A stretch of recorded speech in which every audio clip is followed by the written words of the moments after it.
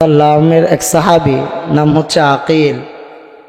আকিল কে নবীজি সাল্লাল্লাহু আলাইহি ওয়াসাল্লাম একদিন বললেন, হে আকিল চলো ঘুরে আসি। আকিলকে নিয়ে আল্লাহ রাসূল সাল্লাল্লাহু আলাইহি ওয়াসাল্লাম মরুর প্রান্তে গেলেন। মরুর প্রান্তে যাওয়ার পরে আল্লাহর হাবিব সাল্লাল্লাহু আলাইহি ওয়াসাল্লাম আকিলকে বললেন, হে আকিল আমার বাথরুমের প্রয়োজন হয়েছে, বাথরুমের ব্যবস্থা করতে হবে। আমার হাজতের প্রয়োজন হয়েছে, হাজতের ব্যবস্থা করতে হবে। আকিল বললেন, ওগো নবীজি এখানে তো আশেপাশে কোনো ঝোপঝাড় নাই, আশেপাশে কোনো টয়লেট করার ব্যবস্থা নাই। আপনি এই মরুর প্রান্তে আপনি কিভাবে টয়লেট করবেন?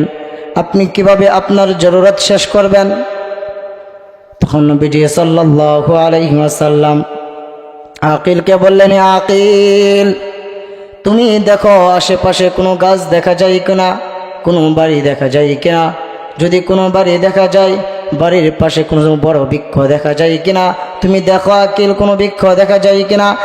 আকিল নবীজিকে বললেন, ওগো নবীজি এই তো দূরে দেখা যাচ্ছে ডান দিকে একটি বৃক্ষ। নবীজি আকিলকে বললেন, হে আকিল তুমি এই বৃক্ষটিকে বলো, আমার কথা বলো, আমি তাকে ডেকেছি, সে যেন আল্লাহর হুকুমে চলে আসে। নবীজি সাল্লাল্লাহু আলাইহি ওয়াসাল্লামের কথা শুনে আকিল ডান দিক থেকে একটি বৃক্ষকে ইশারা করে বলল, হে বৃক্ষ তোকে নবী মুহাম্মদুর রাসূলুল্লাহ সাল্লাল্লাহু আলাইহি ওয়াসাল্লাম ডেকেছে, তুই চলে আয়। আকিল এই কথা বলার সঙ্গে সঙ্গে এই বৃক্ষটি তার জায়গা থেকে নবীজি সাল্লাল্লাহু আলাইহি ওয়াসাল্লামের ডান দিক দিয়ে চলে আসলো। তারপর নবীজি আকিলকে বললেন, হে আকিল ডান দিকের পর্দার ব্যবস্থা হলো, এখন তো বাম দিক দিয়ে পর্দার প্রয়োজন। তুমি দেখো বাম দিকে কোনো গাছ দেখা যায় কিনা। আকিল বাম দিকে চেয়ে দেখলেন, ওগো নবীজি দু একটি গাছ দেখা যাচ্ছে, ওই গাছকেও তুমি ইশারা করে বলো আমি ডেকেছি, আল্লাহর হুকুমে যেন গাছ চলে আসে। সঙ্গে সঙ্গে ওই গাছটিকে ইশারা করার সঙ্গে সঙ্গে গাছ নবীজি সাল্লাল্লাহু আলাইহি ওয়াসাল্লামের ডান দিকে চলে আসলো, বাম দিকে চলে আসলো। ডান দিক দিয়ে পর্দার ব্যবস্থা হলো, বাম দিক দিয়ে পর্দার ব্যবস্থা হলো। এখন প্রয়োজন পিছনের দিকে। আবারও বললেন, হে আকিল নবীজি বললেন, দেখো পেছনের দিকে কোনো গাছ দেখা যায় কিনা। আকিল পেছনের দিকে গাছ দেখলেন, গাছকে আবারও ইশারা করে বললেন, আল্লাহর নবী তোমাকে ডেকেছে, তুমি চলে আসো। পিছনের দিকের যেই গাছটি ছিল এই গাছটিও সঙ্গে সঙ্গে চলে আসলো। ডান দিক থেকে পর্দার ব্যবস্থা হলো, বাম দিক থেকে পর্দার ব্যবস্থা হলো, পিছনের দিক থেকে পর্দার ব্যবস্থা হলো। এখন কোথায় প্রয়োজন? সামনের দিকে প্রয়োজন পর্দার ব্যবস্থা। তখন নবীজি বললেন, হে আকিল দেখো সামনের দিকে কোনো গাছ দেখা যায় কিনা, কোনো বৃক্ষ দেখা যায় কিনা। যদি কোনো বৃক্ষ দেখা যায়, কোনো গাছ যদি দেখা যায়, হে আকিল তুমি ওই গাছকে বলো চলে আসতো, আল্লাহর হুকুমে যেন ওই গাছ যেন চলে আসে। এই গাছকে আকিল ইশারা করে বলল, হে গাছ আল্লাহর হুকুমে চলে আসো। ওই গাছটিও চলে আসলো। ডান দিক থেকে পর্দার ব্যবস্থা হলো, বাম দিক থেকে পর্দার ব্যবস্থা হলো, পিছনের দিক থেকে পর্দার ব্যবস্থা হলো, সামনের দিক থেকে পর্দার ব্যবস্থা হলো। যখন চতুর্দিক থেকে যখন পর্দার ব্যবস্থা হলো, প্রত্যেকটি গাছ একটি গম্বুজের মধ্যে হয়ে গেল। গম্বুজের মতো যখন হয়ে গেল, নবীজি সাল্লাল্লাহু আলাইহি ওয়াসাল্লাম ওই গাছের আড়ালের মধ্যে নবীজি সাল্লাল্লাহু আলাইহি ওয়াসাল্লাম ওনার হাজত শেষ করলেন। নবীজি যখন হাজত শেষ করলেন, শেষ করার পরে আকিল দেখেন নবীজি যে এখানে বাথরুম করলো, জরুরত শেষ করলো, এখানের মধ্যে কোনো চিহ্ন ফোঁটা দেখা যাচ্ছে না, এখানে কোনো চিহ্ন দেখা যাচ্ছে না। আকিল বাথরুমের কথা নবীজিকে বলতেও তিনি লজ্জাবোধ করতেছিলেন যে বাথরুমের ব্যাপার নবীজিকে কিভাবে বলি। এরপর আকিল আবার চিন্তা করলেন যে আজকের এই বাথরুমের এই কথাটা যদি আমি নবীকে যদি না বলি, এই জন্য তো আমাকে সারা জীবন আমাকে এটা নিয়ে চিন্তা করতে হবে, এটা নিয়ে আমাকে পেরেশানি করতে হচ্ছে, বরং আমি নবীজিকে এটা বলে দেই। তখন আকিল বললেন, ওগো নবীজি আপনি বাথরুমের কথা বলে এরকম গাছদেরকে ডেকে আনলেন, কিন্তু আপনি যে বাথরুম করলেন এই বাথরুম কোথায় গেল? আকিল বললেন, নবীজি তখন আকিলকে বললেন, হে আকিল শোনো, আমি বাথরুম করেছি সত্য, আমি জরুরত হাজত শেষ করেছি সত্য, কিন্তু আমার হাজত দুনিয়ার কেউ দেখতে পাবে না। আমার এই হাজত জমিনের মাটি, জমিনের ধুলাবালিগুলা আমার হাজত গিলে খেয়ে ফেলেছে। এখন দেখেন আমরা কেমন মুআজিজাবান নবী পাইলাম, যেই নবীর কথা বৃক্ষ শুনে, যেই নবীর কথা গাছে শুনে, যেই নবীর কথা গর্তের পিপিলিকা নিয়ে সমস্ত কিছু ওই নবীজির কথা শুনতো, কিন্তু আমরা ওই নবীর উম্মত হয়েও ওই নবীর আদর্শ মানি না। ওই নবীর আদর্শ বাদ দিয়ে আজকে আমরা তন্ত্রমন্ত্রের আদর্শ মানি। অথচ এই নবীজি মুআজিজাবান নবী পাইলাম, এই নবীর আদর্শকে আমরা মানলাম না। আমাদের ঠিকানা কখনো নবীজির সাথে হবে না, আমাদের ঠিকানা হবে জাহান্নামের মধ্যে। এক সাহাবী, ঈমানওয়ালা সাহাবী, নাম ছিল আব্দুল্লাহ। ওই সাহাবী কেমন মুআজিজাবান সাহাবী ছিল! ওই সাহাবী তার সংসার চাললো, তার বাড়ি চাললো, সব কিছু ছেড়ে দিল, নবীজির কাছে আসলো। নবীজির কাছে এসে ওই সাহাবী বলল, গো নবীজি, আপনার আদর্শ মানার কারণে, আপনার মেকআপ লাগানোর কারণে আমার গোত্র আমাকে জায়গা দেয় নাই, আমার পরিবার আমাকে জায়গা দেয় নাই, আমার সংসার আমাকে জায়গা দেয় নাই, আমাকে বাড়ি থেকে বের করে দিয়েছে, আপনি আমাকে একটু জায়গা দেন। নবীজি সাল্লাল্লাহু আলাইহি ওয়াসাল্লাম ওই সাহাবীকে জায়গা দিলেন। লম্বা ঘটনা সংক্ষেপে বলতেছি। নবীজি সাল্লাল্লাহু আলাইহি ওয়াসাল্লাম ওই সাহাবীকে নবীজির কাছে জায়গা দিলেন। ওই সাহাবীর নাম ছিল তার আব্দুল্লাহ, 10 বছরের নৌজওয়ান যুবক। ওই সাহাবী বলল, ওই সাহাবীকে নবীজি বললেন যে যুদ্ধ আছে সামনে, মুআতাজ যুদ্ধ, তোমাকে মুআতাজ যুদ্ধের মধ্যে যেতে হবে। নবীজি সাল্লাল্লাহু আলাইহি ওয়াসাল্লামের কথা শুনে যুদ্ধে যাওয়ার জন্য প্রস্তুতি গ্রহণ করলেন, তাঁবুর মধ্যে গেলেন। যুদ্ধের মধ্যে, ময়দানের মধ্যে যাওয়ার আগেই যে তাঁবুর মধ্যে ছিলেন, ওই তাঁবুর মধ্যে ওই সাহাবী আব্দুল্লাহ রাদিয়াল্লাহু তাআলা আনহু অসুস্থ হয়ে গেলেন। অসুস্থ যখন হয়ে গেলেন, তখন নবীজি সাল্লাল্লাহু আলাইহি ওয়াসাল্লাম তার কাছে বসেছিল।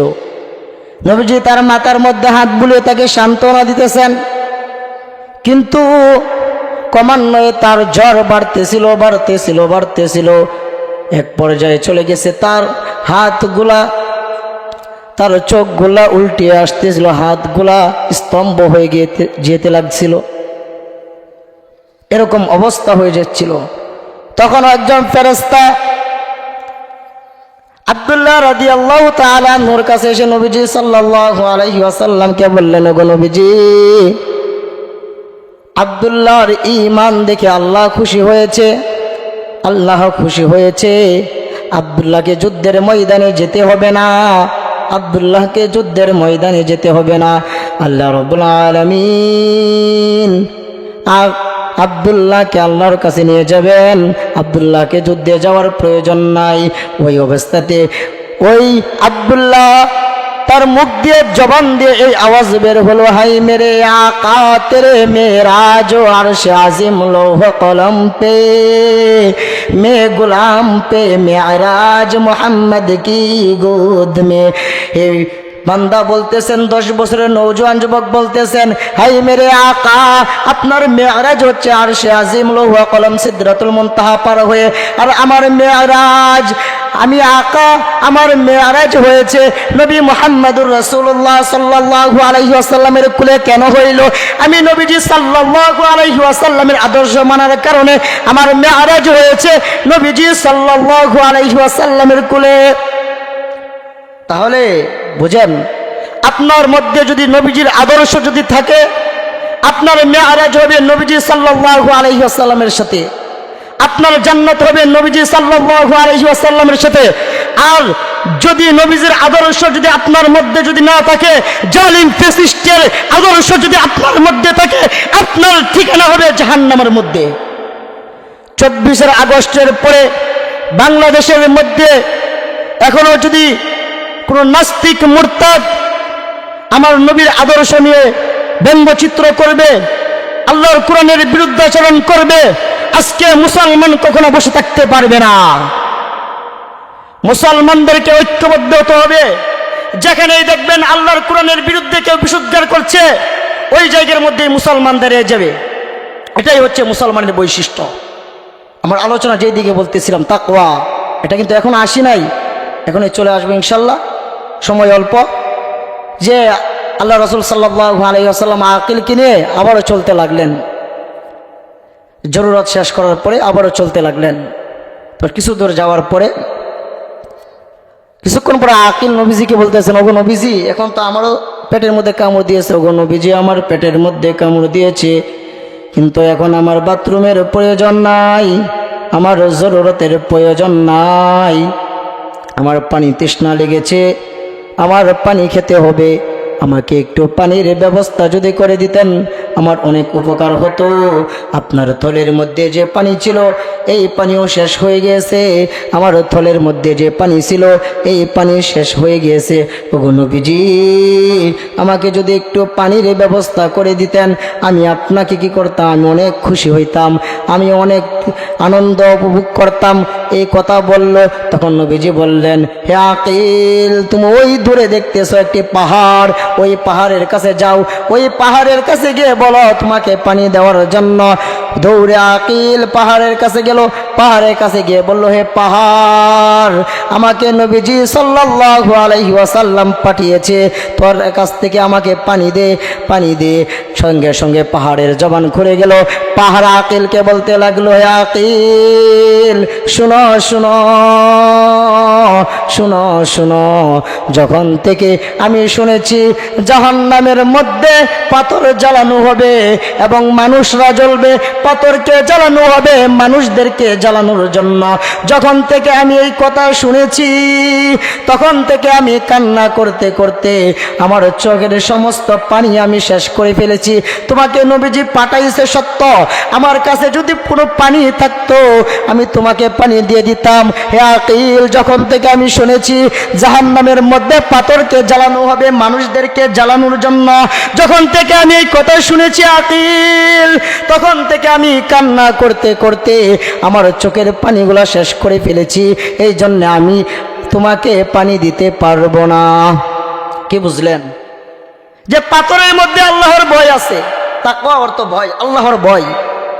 একটা পাথর, তার মধ্যে আল্লাহর ভয় আছে। কিন্তু আজকে আমরা মানুষ, শ্রেষ্ঠ জীব, আমাদের মধ্যে আল্লাহর ভয় নাই। কেন ভয় নাই? আমরা নামাজ পড়ি না। যদি নামাজ পড়তাম তাহলে বোঝা যাইতো যে আমাদের মধ্যে আল্লাহর ভয় আছে, এই জন্য আমি নামাজ পড়ি। আজকে নিজেকে মুসলমান হিসেবে দাবি করি, অথচ নিজের সন্তানটাকে কোরআন শিক্ষা দেই না, নিজের সন্তানটাকে দিন শিক্ষা দেই না। কি নিয়ে কবরে যাইবেন? আল্লাহকে ভয় করেন। তাকওয়া এই শব্দটা খুব ছোট, কিন্তু এই শব্দটা গুরুত্বপূর্ণ। আল্লাহকে ভয় করুন। আল্লাহকে যদি আপনি ভয় করতেন, আপনি কখনো কি করতেন না? নামাজ ছাড়তেন না। রমজান মাসে রোজা আসতেছে, রোজা ছাড়তেন না। আজকে যুবক রোজা ছেড়ে দেয়, আজকে নৌজওয়ান যুবক রোজা ছেড়ে দেয়। যদি তাদের মধ্যে যদি আল্লাহর ভয় থাকতো, তারা কি নামাজ ছাড়তো? নামাজ ছাড়তো না, নামাজ ছাড়তো না। তাদের মধ্যে তো আল্লাহর ভয় নাই, এই জন্য তারা নামাজ ছেড়ে দেয়, রোজা ছেড়ে দেয়। এই জন্যে আল্লাহর ভয়, প্রত্যেকেই আল্লাহকে ভয় করুন। আল্লাহকে যদি আপনি ভয় করতে পারেন তাহলে অবশ্যই অবশ্যই আল্লাহর কাছে আপনি পুরস্কার পাবেন। তো আকিল আবারও সামনের দিকে যেতে লাগলো। কিছু দূর যাওয়ার পরে দেখলো, হঠাৎ করে কিছু দূর যাওয়ার পরে দেখলো আকিল, সংক্ষেপে আলোচনা, এই জন্যে কিছু আলোচনার ক্ষেত্রে কিছু এদিক সেদিক হবে, আলোচনা সংক্ষিপ্ত করতেছি, সময় কম, এই জন্যে।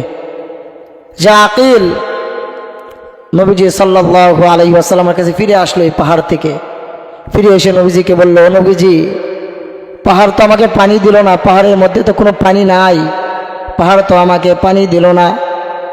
পাহাড় নাকি জাহান্নামের ভয়ে কান্না করতে করতে পাহাড়ের পানিগুলা শেষ করে ফেলেছে, এই জন্য পাহাড় আমাকে পানি দিতে পারল না, পাহাড় পানি দিতে পারল না। নবীজি বললেন, আমি জানি পাহাড় তোমাকে পানি দিতে পারবে না, তবু আমি তোমাকে পাহাড়ের কাছে পাঠাইছি এই জন্যে যে তোমার ঈমানকে শক্তিশালী করার জন্য। আকিল বললেন, ওগো নবীজি আমার ঈমান তো এখন বাড়িয়ে গিয়েছে। তখন নবীজি সাল্লাল্লাহু আলাইহি ওয়াসাল্লাম তার হাতটি এরকমভাবে বালুর মধ্যে দিলেন। বালুর মধ্যে দেওয়ার সঙ্গে সঙ্গে ওই বালু থেকে পানির ফোয়ারা বের হতে লাগলো। তখন আকিল ওই জায়গা থেকে পানি খাইলেন। ওই জায়গা থেকে পানি খেয়ে আকিল তার তৃষ্ণা মেটালেন।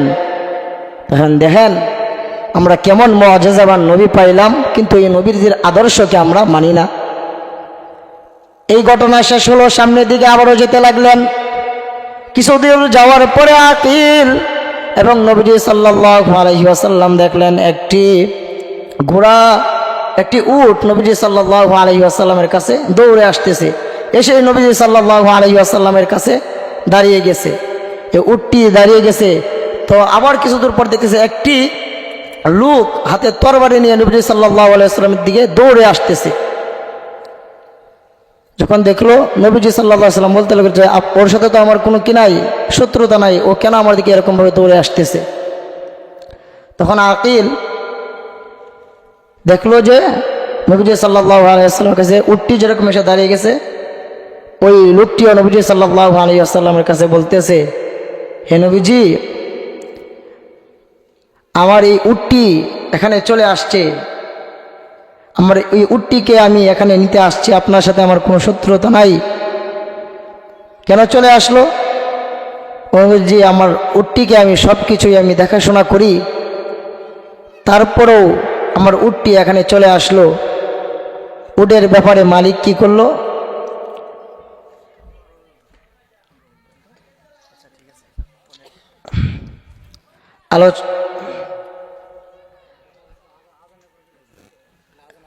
এরপর আপনি নবীজি সাল্লাল্লাহু আলাইহি ওয়াসাল্লামের কাছে লোকটি এসে বলতে লাগলো, হে নবীজি আপনার কাছে তো আমার কোনো শত্রুতা নাই, আমি এখানে এসেছি আমার এই উটটির জন্য, আমার উটটিকে আমি দেখাশোনা করি, কিন্তু আমার উট আমাকে তার পিঠে নেয় না, এরকম বিভিন্ন রকমের বিচার কি করলো উটের নামে মালিক দিল।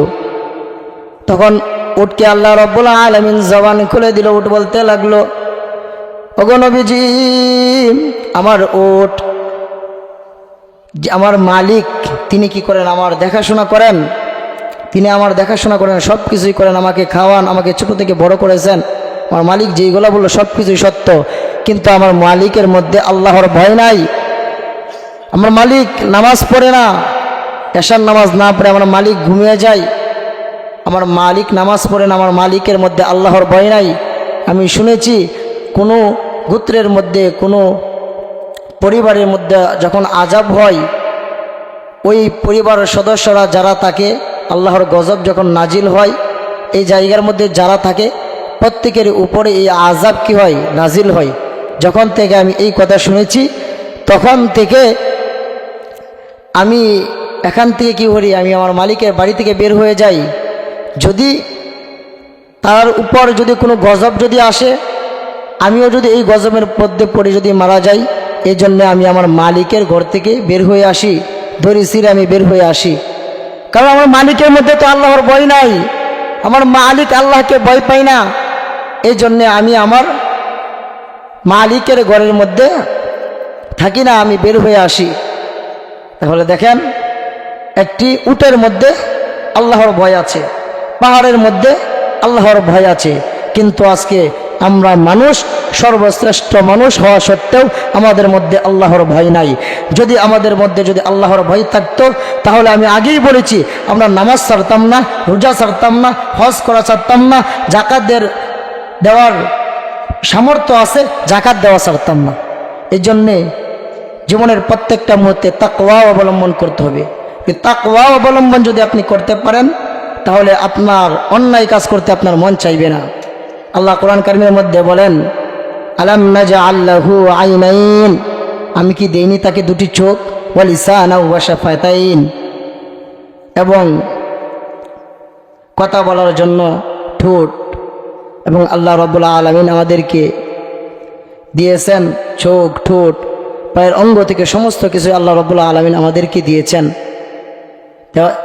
তাহলে আমরা এরপর আল্লাহ আমাদেরকে কি করেছেন? ওয়াহাদাইনাহুন নাজদাইন, দুটি পথ দেখিয়ে দিয়েছেন। একটি হচ্ছে সৎ পথ, এই সৎ পথে যারা চলবে তারা আল্লাহ রাব্বুল আলামিনের কাছে পুরস্কার পাবে। আর যারা অসৎ পথে চলবে তাদের ঠিকানা হবে জাহান্নাম, তাদেরকে আল্লাহ রাব্বুল আলামিন শাস্তি দিবেন। এখন আল্লাহ রাব্বুল আলামিন আমাদেরকে এই অঙ্গ দিল, এই পতঙ্গ দিল, এই অঙ্গ পতঙ্গ পাওয়ার পরেও আমরা যদি আল্লাহ রাব্বুল আলামিনের দাসত্ব পালন না করে যদি আমরা আমেরিকার দাসত্ব পালন করি, তাহলে আমার আপনার ঠিকানা সোনার মদিনায় রাসূলুল্লাহ সাল্লাল্লাহু আলাইহি ওয়াসাল্লামের সাথে হবে না, আমার আপনার ঠিকানা হবে জালেম ফ্যাসিস্টের সাথে, জালেম ফেরাউনের সাথে, জালেম হামেনার সাথে, জালেম দের সাথে, সমস্ত যারা জালেম আছে তাদের সাথে হবে আমার আপনার ঠিকানা। যদি ওই আল্লাহ আমাদেরকে সব কিছু দিল, কিন্তু আমরা ওই আল্লাহর কোরআনকে আমরা মানলাম না, ওই নবীজিকে আল্লাহ রাব্বুল আলামিন দুনিয়ার জমিনে পাঠাইলেন আমাদেরকে পথ নিদর্শক হিসাবে, ওই নবীজির আদর্শকে আমরা মানলাম না, আমরা আজকে নাচের মধ্যে ব্যস্ত হয়ে যাই, আজকে আমরা গান বাজনার মধ্যে ব্যস্ত হয়ে যাই, কিন্তু আজকে আমরা নামাজ পড়ি না, আজকে আমরা রোজা রাখি না, আল্লাহকে ভয় পাই না। এ মুসলমান, তুমি যদি আল্লাহকে ভয় যদি না পাও, তোমার ঠিকানা কখনো জান্নাতের মধ্যে হবে না, তোমাকে যেতে হবে জাহান্নামের মধ্যে। আল্লাহকে যদি পরিপূর্ণভাবে যদি ভয় করতে পারেন, আল্লাহর উপর যদি তাকওয়া যদি অবলম্বন করতে পারেন, তাহলে আপনার ঠিকানা হবে জাহান্নাম, আপনার ঠিকানা হবে জান্নাত। আর যদি আপনি আল্লাহকে ভয় না করেন, আপনার ঠিকানা হবে জাহান্নাম। এখন আপনাকে কোন দিকে যাবেন? জান্নাতে যাবেন নাকি জাহান্নামে যাবেন? আল্লাহ সবই বলে দিয়েছেন। যদি আপনি সৎ পথে চলেন, আপনাকে আল্লাহ জান্নাতের মধ্যে দিবেন, আর আপনি যদি অসৎ পথে চলেন, তাহলে আপনার ঠিকানা হবে জাহান্নাম। এখন আপনি চিন্তা করেন আপনি কোন পথে যাবেন।